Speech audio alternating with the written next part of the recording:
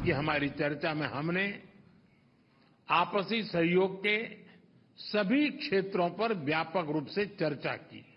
हम मानते हैं कि विकसित भारत 2047 और वियतनाम के विजन 2045 के कारण दोनों देशों में विकास ने गति पकड़ी है।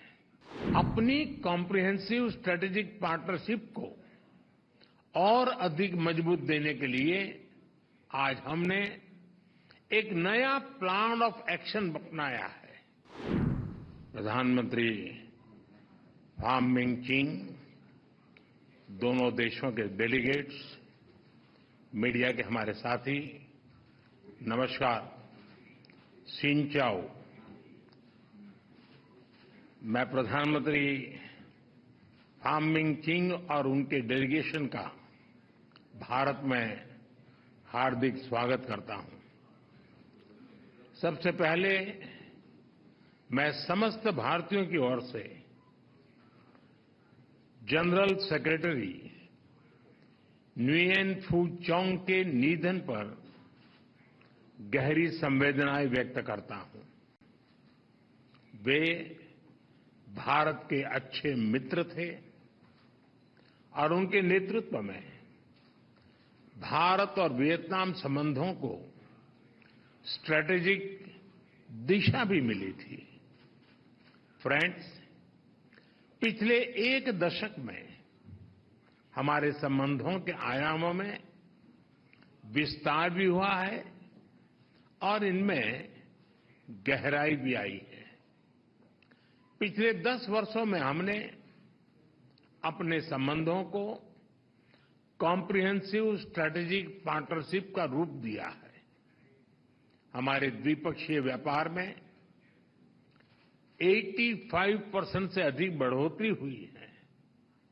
एनर्जी, टेक्नोलॉजी एवं डेवलपमेंट पार्टनरशिप में आपसी सहयोग में विस्तार हुआ है। रक्षा एवं सुरक्षा क्षेत्रों में आपसी सहयोग को नई गति मिली है। पिछले एक दशक में कनेक्टिविटी बढ़ी है और आज हमारे बीच 50 से ज्यादा डायरेक्ट फ्लाइट्स हैं। इसके साथ साथ टूरिज्म में लगातार वृद्धि हो रही है और लोगों को ई वीजा की सुविधा भी दी गई है। मी सोन में प्राचीन मंदिरों के पुनरुद्धार का कार्य सफलतापूर्वक पूरा किया गया है। फ्रेंड्स, पिछले दशक के अचीवमेंट्स को देखते हुए आज की हमारी चर्चा में हमने आपसी सहयोग के सभी क्षेत्रों पर व्यापक रूप से चर्चा की और भविष्य की रूपरेखा तैयार करने की ओर कई कदम उठाए। हम मानते हैं कि विकसित भारत 2047 और वियतनाम के विजन 2045 के कारण दोनों देशों में विकास ने गति पकड़ी है। इससे आपसी सहयोग के बहुत से नए क्षेत्र खुल रहे हैं और इसलिए अपनी कॉम्प्रिहेंसिव स्ट्रेटेजिक पार्टनरशिप को और अधिक मजबूत देने के लिए आज हमने एक नया प्लान ऑफ एक्शन अपनाया है। डिफेंस और सिक्योरिटी के क्षेत्र में सहयोग के लिए नए कदम उठाए हैं। नया चांग में बने आर्मी सॉफ्टवेयर पार्क का आज उद्घाटन किया गया। $300 मिलियन की क्रेडिट लाइन पर बनी सहमति से वियतनाम की मैरीटाइम सिक्योरिटी सशक्त होगी। हमने यह भी तय किया है कि आतंकवाद और साइबर सुरक्षा इस विषयों पर सहयोग को बल दिया जाएगा। हम इस बात पर सहमत हैं कि आपसी व्यापार के पोटेंशियल को प्राप्त करने के लिए ASEAN India trade in goods agreement की समीक्षा जल्द से जल्द संपन्न की जाए। डिजिटल पेमेंट कनेक्टिविटी के लिए हमारे सेंट्रल बैंकों के बीच सहमति बन गई है।